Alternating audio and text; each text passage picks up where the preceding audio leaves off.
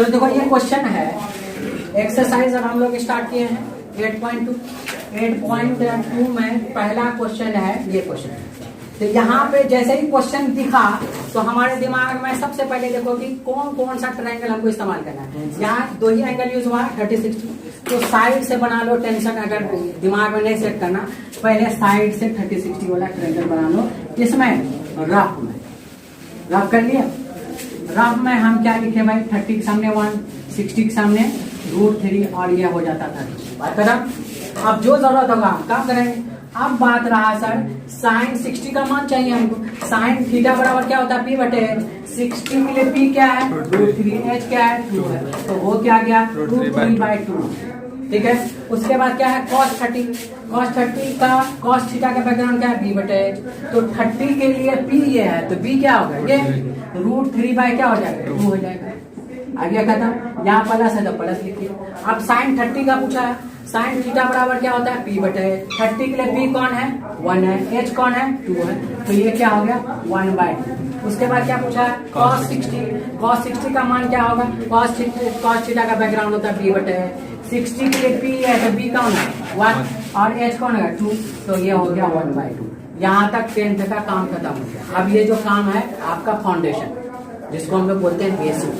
अब इसको √3 को √3 से गुना करेंगे क्या होगा 3 होगा, और √2 को 2 से गुना करोगे 4 होगा, 2 से 2 गुना करोगे नीचे 4 होगा, 1 को 1 से गुना करोगे 1।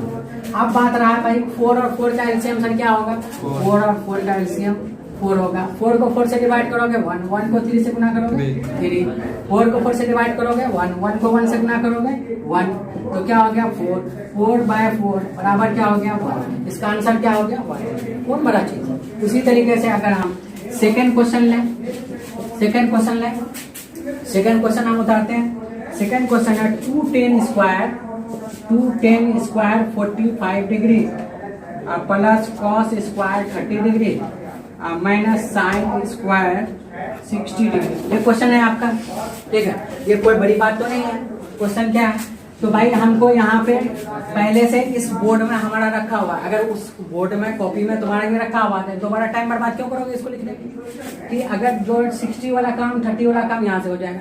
लेकिन एक तो और ट्रायंगल का जरूरत पड़ेगा, कौन सा 45 का, तो 45 तो ये 1 ये √2। अभी लिख कर प्रैक्टिस करो, उसके बाद एग्जाम के टाइम में ऑटोमेटिकली नहीं भी लिखोगे ब्रेन कह देगा ये होगा। ठीक है, तो अब करना क्या है भाई, अब ये 2 है तो 2 लिख दिए। अब 45 का मान क्या होता है भाई, 45 का P भी 1 होता है B भी 1 होता है, तो P/B क्या हो गया 1/1 कितना हो गया 1 हो गया, और 1 का क्या होगा स्क्वायर। अब बात रहा cos 30 का स्क्वायर है, पहले 30 का मान निकाल लें, तो cos थीटा बराबर क्या होता है B बटे, तो थीटा के लिए P ये है 30 डिग्री के लिए P कौन है ये है, तो √3/2 हो जाएगा। √3/2 पे होल स्क्वायर माइनस, अब क्या है बात, अब क्या पूछा साइन 60, साइन थीटा बराबर क्या होता है P बटे, तो 60 के लिए P कौन है √3, H कौन है 2, तो ये क्या हो जाए √3/2 पे होल स्क्वायर। अब देखो यहाँ पे इस क्वेश्चन में बहुत सारा जाहिल लोग भी काम करता है। वो क्या करेगा, इसको लिखेगा √3 का स्क्वायर 3, 2 का स्क्वायर 4, फिर लिखेगा √3 का स्क्वायर 3, 2 का स्क्वायर 4, और फिर इधर से एलसीएम लेगा तब सॉल्यूशन करेगा। अरे बेवकूफ, जब ये सेम चीज यहाँ आ रहा है और ये कट सकता है तो आगे करने की क्या जरूरत है। तो इसको ये सेम चीज का माइनस क्या होता है 0 होता है, यानी कट जाएगा। ये कट गया था, अब हमारे पास कैलकुलेशन तो इजी हो गया, तो 2 गुना 1 का स्क्वायर क्या होता है 1 होता है, तो आंसर क्या हो गया 2 हो गया। बात समझ में आई। चलो ये जो क्वेश्चन है हमारा है cos 45/sec 30 degree plus cosec 30। अब इस क्वेश्चन में देखो हमको क्या क्या ट्रायंगल की जरूरत पड़ेगी, 2 ट्रायंगल की। हम पहले 2 ट्रायंगल बनाएंगे, तो हम क्या जरूरत पड़ा, पहले 45 का, पहले 45 बना लेते हैं। 45 1 1 2। उसके बाद एक ट्रायंगल और जरूरत पड़ेगा, वो है 30 और 60 का, तो 30 के सामने 1, 60 के सामने √3, और ये हो जाता है 2 हो गया। ये 2 का जरूरत होगा। अब इसको इसके मदद से हम क्या पूरा वैल्यू लिख सकते हैं। अब cos cos 45 का बैकग्राउंड क्या काम करता है, b बटा h, तो 45 b बटा h, 45 के लिए b कौन है, 1 है, h कौन है, 2 है, तो 1/√2 हो गया।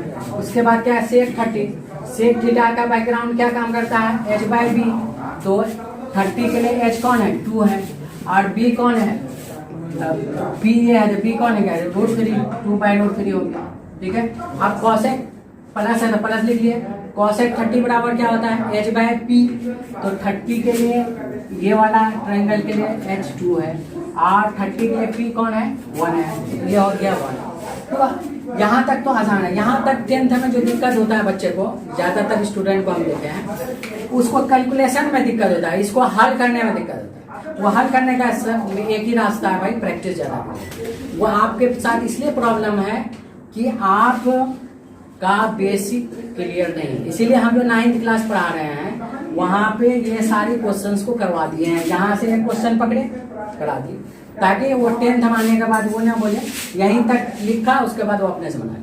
ये आपके पास भी होना चाहिए। तो आपको होने के लिए अभी 10th में बनाए जाओगे नहीं, तो डायरेक्ट क्या है कि इसको बार बार बनाइए ऑटोमेटिक सीखिए। तो 1/√2 लिख लेते हैं, लिखिए। अब ये भिन्न का जोड़ है, तो नीचे क्या हर होता है, तो ये दोनों का √3 और 1 का एलसीएम क्या होगा, √3 हो गया, काम खत्म। √3 को √3 से काटोगे तो 1 होगा, 1 को 2 से गुना करोगे 2 होगा, फिर 1 को √3 से डिवाइड करोगे तो क्या बच जाएगा, 1 √3 बच जाएगा, और √3 को फिर 2 से गुना करोगे क्या होगा, 2√3, 11। फिर आगे बढ़ाएंगे अगर तो 1/√2 लिख लिए। उसके बाद देखो ये हमारा क्या है, 2 + 2√3 है, तो 2 + 2√3 4√3 होगा क्या जी। ऐसा कभी मिस्टेक मत करना, 2 + 2, ये रूट वाला है, ये बगैर रूट वाला है, ये पर में है, ये अपर में है। पर में अपर में कभी जुड़ता नहीं, पर में और अपर में रेशनल और इरेशनल नंबर कभी भी नहीं जुड़ता है, ध्यान रखना। इरेशनल से जुड़ सकता है और रेशनल से जुड़ सकता है, इसीलिए कभी भी इसको हम जोड़ेंगे नहीं। ये अलग जात का है, ये अलग जात का है, तो इसीलिए इससे ज्यादा से ज्यादा हम क्या कर सकते हैं, कॉमन ले सकते हैं। तो कॉमन क्या ले सकते हैं, 2 कॉमन ले सकते हैं, तो क्या होगा 1 + √3, और नीचे क्या हो गया √3। अब ये भिन्न का भाग है, तो हमने क्या कहा, एक भिन्न को फिक्स करते हैं और दूसरा भिन्न को पलट के गुना कर देते हैं, तो क्या होगा √3, और नीचे क्या आ जाएगा 2 × 1 + √3 आ गया। अब जिसे हर में अगर अपरिमेय संख्या आए तो हमको परमयकरण करना पड़ता है। तो हम परमयकरण कैसे करेंगे भाई, अगर इस फॉर्म में हो, अगर कोई परमय जोड़ के फॉर्म में हो तो वही सेम परमय लेते हैं लेकिन अपोजिट साइन लेते हैं। तो यहाँ क्या हो जाएगा 1 - √3, यहाँ क्या हो जाएगा 1 - √3। कहा ऐसा करते हैं ताकि परमय क्या आ जाए, नीचे रूट वाला चीज हट जाए। क्या है, वो a + b है, a - b है, तो फॉर्मूला क्या होता है, a² - b²। a² का मतलब 1 और b² का मतलब √3 का स्क्वायर -3, तो ये क्या हो जाएगा आपका एक क्या आ जाएगा, परमय आ जाएगा। नीचे क्या हो जाएगा, एक रूट वाला चीज हट जाएगा। इसलिए रेशनलाइजेशन तभी करते हैं कि जब नीचे रूट वाला हो। अंडर 10 की बात करना है, ऐसा कोई जरूरी नहीं है कि सिर्फ हर का ही परमयकरण होता है, अंश का भी परमयकरण होता है। वो 11th में पढ़ेंगे तो अंश का भी परमयकरण करना पड़ता है। तो 10th में यह देखो, यहाँ भी हर में रूट आए तो उसको परमयकरण करना है। तो परमयकरण का बहुत सारा रास्ता हम लोग 9th क्लास में पढ़ेंगे, ठीक है। तो यहाँ पे ये रास्ता था। अब इसको गुना करोगे, √3 को 1 से गुना करोगे √3 हो जाएगा, फिर माइनस है तो माइनस आ गया, √3 को √3 से गुना करोगे 3 आ जाएगा, ये आ गया। आप देखो यहाँ पे क्या था, √2 था, तो चलो यहाँ पे ये वाला तो परमयकरण कर लिए, लेकिन इसको परमयकरण किया, इसको नहीं परमयकरण, तो इसको भी हटाने के लिए क्या करना पड़ेगा, √2 को √2 से गुना करना पड़ेगा। बात समझ में, या नहीं तो ऐसा करो, इसको बाद में करना, इसको अभी रहने दो, ये रूट वाला रहने दो, सेकंड स्टेप में हम कर लेंगे। तो अब हम क्या करते हैं कि 2 यहाँ रहने दिए, ठीक है, 2 रहने दिए। आप देखो a + b a - b आ रहा है, तो क्या होगा a² - b², तो क्या होगा 1 - √3 का स्क्वायर, और बचा यहाँ √2, तो √2 अभी रहने देते हैं, बाद में हम दूसरा स्टेप में ले लेंगे उसको, ठीक है।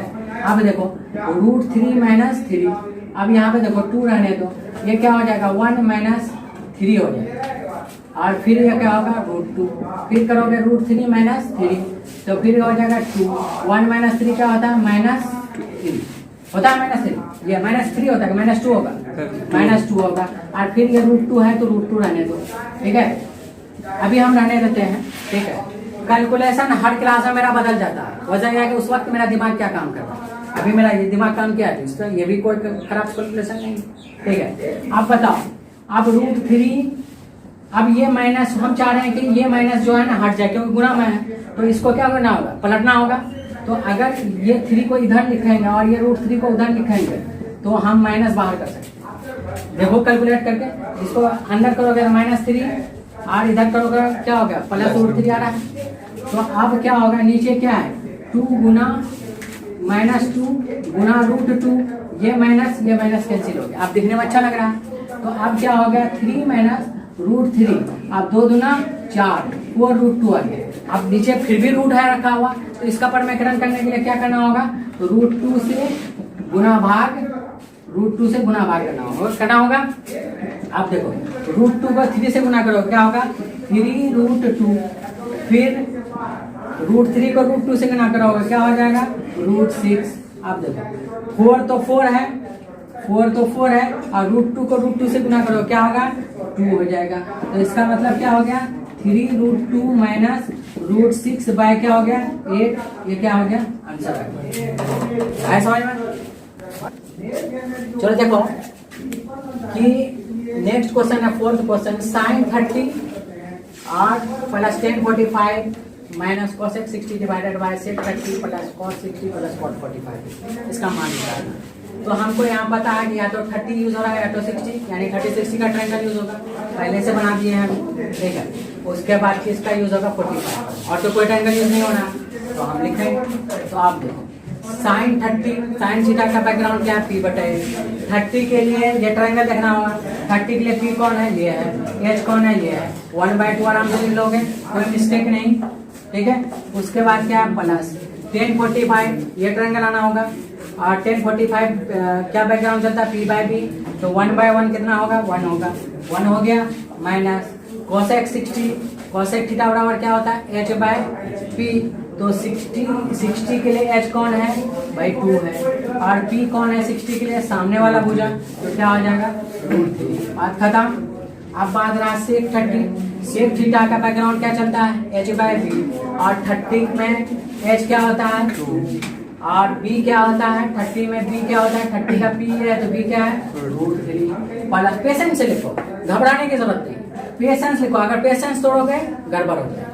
अब फिर क्या पूछा है cos 60, cos 60 का बैकग्राउंड क्या चलता है भाई b/h, ठीक है ना। तो 60 के लिए b कौन है p ये है, b कौन है 1 है, h कौन है ये है, तो क्या लिखे 1/2। उसके बाद क्या cot 45, cot थीटा बराबर क्या होता है b/p, तो इस ट्रायंगल में आएंगे तो 1/1 क्या होता है 1, क्योंकि p भी 1 है p भी 1 है, इसलिए 1045 भी 1 होगा, और उसका उल्टा भी क्या होगा 1 होगा, यानी 1040 और cot 45 का वैल्यू क्या होता है 1 ही होता है, दिमाग में से बात हो गया। अब क्या है भाई 9th का काम है, 9th का काम क्या है कैलकुलेट करो।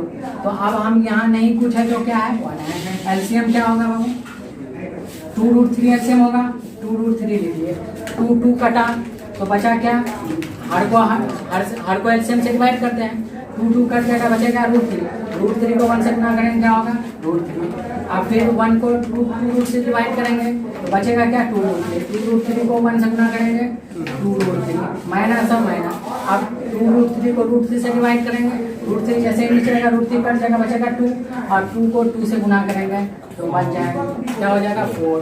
बात नीचे आएंगे तो यहाँ भी एलसीएम क्या होगा, इसको थोड़ा सा गैप ले लो, एलसीएम क्या होगा 2√3, यहाँ भागा है तो भागा लिख दिया 2√3, फिर √3 को √3 से काटे बचा क्या 2 को 2 से गुना किया क्या आ गया 4, यहाँ प्लस तो प्लस, फिर यहाँ पे 2 नीचे रखे भागा किए तो 2 कट गया बचा क्या √3 को 1 से गुना करेंगे √3, यहाँ प्लस तो प्लस, फिर यहाँ नीचे 1 है, 1 को 2 से डिवाइड करेंगे तो बच जाएगा यही, और ये 1 से गुना होगा क्या होगा 2√3।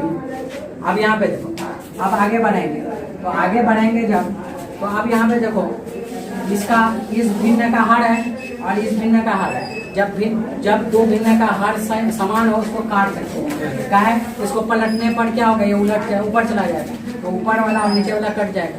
ठीक है, इसलिए हमेशा अगर कोई दो भिन्न का हर समान हो और ये भागा में हो, डायरेक्ट काट दो, काम खत्म। अब देखो, अब ये क्या अपरिमेय संख्या है, ये अपरिमेय संख्या है, तो अपरिमेय जुड़ सकता है। 2 गो √3 और 1 गो √3 कितना हो जाएगा, 3 गो √3, 2 गो आम 1 गो आम कितना होगा, 3 आम। तो ये क्या होगा, 3√3 माइनस 4, बात खत्म। अब यहाँ पे देखो, अब कौन ये जुड़ सकता है क्या? नो सर, कभी नहीं। ये परमेय है या अपरिमेय, कभी नहीं जुटेगा। हाँ, ये जुड़ सकता है। कहा है भाई, आम और अमरूद, 3 गो अमरूद 4 गो आम मिल करके 7 आम होगा, नहीं होगा। तो क्या होगा, वो अलग अलग ही रहेगा। इसीलिए परमेय को अपरिमेय से कभी नहीं जोड़ेंगे, परमेय को परमेय से जोड़ेंगे, अपरिमेय को अपरिमेय जोड़ेंगे। 2√3 प्लस √3 कितना हो जाएगा, 3√3। और यहाँ क्या है, 4 है, तो इसको क्या लिख सकते हैं, +4। बात खत्म, इतना आ गया। अब ये भाई, ये अपरिमेय संख्या हर में आ रहा, तो इसका क्या है, एक ही रास्ता है, क्या करना होगा, परमेयकरण। तो परमेयकरण कैसे करते हैं, यही चीज लिखते हैं और साइन क्या है, अपोजिट से मल्टीप्लाई कर देते हैं, साइन अपोजिट का लगाते हैं। तो ये क्या हो जाएगा, 3√3, ये क्या होगा, -4। आप देखो, ये सेम चीज है, 3√3 - 4 यहाँ भी है, 3√3 - 4 यहाँ भी है। दोनों का क्या हो जाएगा, स्क्वायर होगा। ए को ए से गुना करोगे क्या होता है, a², बी को बी से गुना करोगे क्या होगा, b², 2 को 2 से गुना करोगे 2² भी लिख सकते हैं। उसी तरीके से 3√3 - 4 ये क्या होगा, स्क्वायर हो गया, काम खत्म। अब a + b और a - b का फॉर्मूला क्या होता है, a² - b²।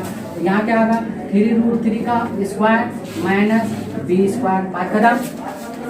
तो अब और आगे बढ़ाएं, तो ये a - b का होल स्क्वायर पे टूट सकता है, तो इसको क्या करेंगे, a² 3√3 पे होल स्क्वायर। उसके बाद क्या होगा, b² यानी 4 का स्क्वायर। उसके बाद क्या होगा, -2ab, 2 × a की जगह क्या है 3√3, b की जगह क्या है 4 है। ये आ गया, टूट गया। अब इसको आप तोड़ोगे तो आप बताओ, 3 का स्क्वायर कितना होगा, 9 होगा, और √3 का स्क्वायर क्या होगा, 3 होगा कि नहीं होगा। और इधर क्या होगा, 16 होगा। फिर आगे बढ़ते हैं, तो आगे बढ़ेंगे तो यहाँ 3 का स्क्वायर क्या होगा, 9, और √3 का स्क्वायर 3, 9 या 27, ये कितना हो जाएगा, 27। ठीक है, अब देखो 4 का स्क्वायर क्या होगा, 16। अब यहाँ क्या है, 3 × 6, 6 चौके 24, तो -24√3, क्लियर है। अब देखो, अब 9 या 27, तो यहाँ लिख दिए 27 -16। ठीक है, अब देखो 27 और 16 को जुड़ सकता है, परमेय जुड़ता है ना, तो 7 6 13 के 3, हाथ में रहा 1, 2 1 3 है 4, 43 -24√3। अब 27 में से 16 जाएगा, 7 में से 6 चला गया 1, और 2 में से 1 चला गया 1। अब तो कुछ आएगा, अब अगर कॉमन लाना चाहेंगे, आ रहा है, नहीं आ रहा, इसका मतलब है क्या, फाइनल आंसर ये होगा। हाँ सर। तो देखो, इस क्वेश्चन से बनाने से पहले हम एक बात बताते हैं। तुम लोगों को जो कैलकुलेशन में कहीं दिक्कत आ रहा हो, उसका एक ही वजह है, और उसका हम सॉल्यूशन ही बता रहे हैं। उसका एक ही वजह है कि आपका कहीं ना कहीं क्या है, फाउंडेशन गड़बड़ है। फाउंडेशन का मतलब है 8 9 10। इसलिए हम हमेशा कहते हैं कि एटलीस्ट तुम लोगों का जो तो टाइम हो गया, तुम लोग के 10th आप पास करोगे, निकल जाओ। लेकिन उन बच्चे को जो तुम्हारा छोटा भाई है, या तुम्हारा रिलेटिव्स है, या तुम्हारे गाँव का बच्चा है, तुम्हारा पड़ोसी है, उन बच्चे को ये मत कहना कि डायरेक्ट 10th पे पढ़ो। ठीक है, एटलीस्ट रेनबो में जो बच्चा 8 9 से पढ़ेगा, अगर मन लगा के पढ़ेगा, तो मैं गारंटी के साथ दूंगा 80 तो आना ही है परसेंट, अगर वो श्योर। और मोस्ट चांस होगा टॉप भी करेगा। 89 तो हम दिखाई दिए हैं ना, ठीक है, 89 तो दिखाई दिए हैं, और अच्छा मार्क्स और आ सकता है इंशाल्लाह। हम लोग कोशिश में कि टॉपर यहाँ कैसे बने। तो आप लोग 12 कहते हैं कि अब जो आ चुके हो, जो नहीं पढ़े मेरे से 8 और 9 मेरे रेनबो क्लासेस में, तो कम से कम वो क्या करो, इसको बार बार प्रैक्टिस करो। तो अगर यही जो मैथ अभी हम लोग किए पिछला क्वेश्चन में, उसको हमको बहुत सारा चीज सीखे, परमेयकरण कैसे करना है, रूट कौन सा चीज जुड़ता, परमेय से जुड़ता, अपरिमेय, ये सब सीखे। ये सब चीज सीखते गए तो आहिस्ते आहिस्ते क्या होगा, जैसे चैप्टर एंड होगा, बहुत सारा परेशानी मेरा दूर हो जाए।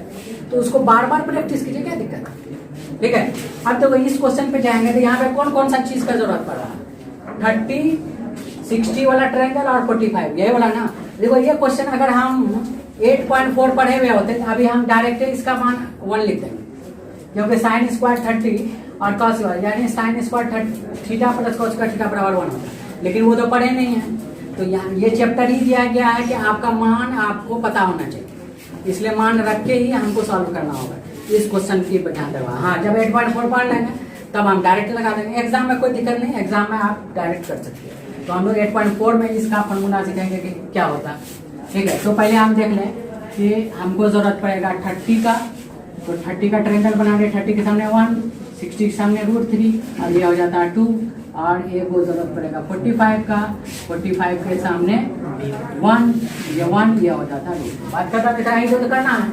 अब देखो 5 रहने दो, cos 60 का मान cos थीटा बराबर क्या होता है b/h। 60 के लिए b कौन है, b ये है तो b ये है 1/2 भाई 1/2। यहाँ स्क्वायर है तो यहाँ स्क्वायर लिख दिए, प्लस 4 है तो 4 लिख दिए। अब क्या है भाई सेक थीटा, सेक थीटा बराबर होता है h/b। तो h क्या है 30 के लिए, h क्या है 2 है, और b क्या है 30 के लिए p है तो √3 है, तो क्या हो गया √3 पे क्या हो गया होल स्क्वायर। यहाँ माइनस है माइनस, 1045 का वैल्यू क्या होता है ये ट्रायंगल में, यहाँ p भी 1 है b भी 1 है, तो p/b क्या होगा 1/1, 1/1 का स्क्वायर 1, ये डायरेक्ट क्या लिखोगे, चलो 1 का स्क्वायर लिख देते हैं, आगे स्टेप बढ़ा रहे हैं। उसके बाद क्या है साइन 30, तो साइन 30 बराबर p/h। 30 के लिए p कौन है 1 है, h कौन है 1/2, 1/2 का whole square, plus cos 30 b/h। 30 के लिए b कौन है √3, अब h कौन है 2 है, √3/2। हमको ये पता है, हमको पहले से पता चल चुका है, इसका आंसर तो 1 होगा, लेकिन हम कैलकुलेट भी करते हैं। तो आप बताओ 5 को 5 रहने दो, 1/2 का स्क्वायर करोगे क्या होगा 1 गुना 4 हो जाएगा, और यहाँ 4 है तो 4 रहने दो, 2 का स्क्वायर 4 और √3 का स्क्वायर क्या होगा 3 हो जाएगा। यहाँ -1 है तो रहने दो, ठीक है। फिर आगे बढ़ाएंगे, यहाँ पे भी क्या होगा 1/4, 1 का स्क्वायर 1, 2 का स्क्वायर 4, और यहाँ क्या है प्लस √3 का स्क्वायर 3 और 2 का स्क्वायर 4। फिर आगे बढ़ाएंगे, तो आगे बढ़ेंगे इसको हम क्या लिख सकते हैं 5/4, 4 चुका 16, 16/3, यहाँ क्या है -1, तो यहाँ क्या हो जाएगा, यहाँ 4 का एलसीएम आएगा 4, और यहाँ क्या होगा 1 + 3, और आगे बढ़ोगे तो इसको एलसीएम लोगे क्या होगा 12, तो 12 यहाँ लिख लेते हैं। 12 लिखेंगे तो हमारे पास 4 से डिवाइड करेंगे कितना होगा 3, 3 × 5 15, प्लस तो प्लस 3 को 12 से डिवाइड करोगे तो कितना हो जाएगा 4, 4 16 चुका 48, यहाँ माइनस तो माइनस 16 चुका 64, और यहाँ माइनस है तो माइनस। अब क्या है, अब यहाँ 1 है, 1 को 12 से भागा करेंगे 12 होगा, 12 को 1 से गुना करेंगे 12, नीचे क्या होगा 4, 4/4 हो जाएगा। फिर आगे और बढ़ाओगे तो ये प्लस वाला एक साथ जुड़ जाएगा, 5 4 9, 6 1 7, -12/12, और ये कट के 1 हो जाएगा, तो बात खत्म, 1/1 तो 1। अब यहाँ पे और आगे बढ़ाओगे तो क्या हो रहा है भाई 7, 9 में से 2 चला गया 7, और 7 में से 1 चला गया 6, और नीचे क्या गया 12, ये हो गया आंसर। कोई टफ था, ठीक है चलिए।